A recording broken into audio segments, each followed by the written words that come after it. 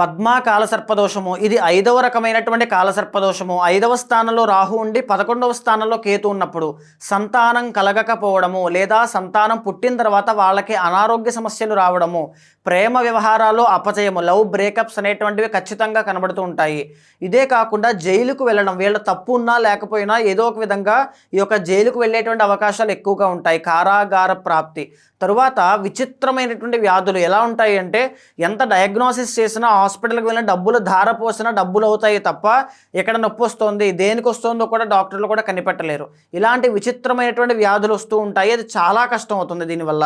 ఇదే కాకుండా శత్రు బాధలు అనేటువంటివి చాలా ఎక్కువగా ఉండడం, వ్యసనాల వల్ల ఉన్నటువంటి డబ్బుని ఆస్తిని కంప్లీట్గా కోల్పోవడం, చెడు సహవాస దోషము అనేటువంటిది పడుతుంది.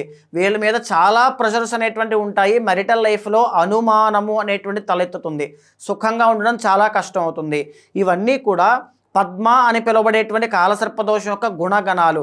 5వ స్థానంలో రాహు ఉండి 11వ స్థానంలో కేతు ఉండి మిగిలిన 7 ప్లానెట్స్ కూడా బంధింపబడి ఉంటే దీన్ని పద్మ అని పిలువబడేటువంటి కాలసర్పదోషంగా పిలుస్తారు. ఇలాంటి లక్షణాలు ఎవరికైనా ఉంటే ఖచ్చితంగా అపాయింట్మెంట్ తీసుకోండి. మీ చార్ట్ చూసిన తర్వాత ఎలాంటి రెమెడీ పాటించాలో నేను చెప్తాను.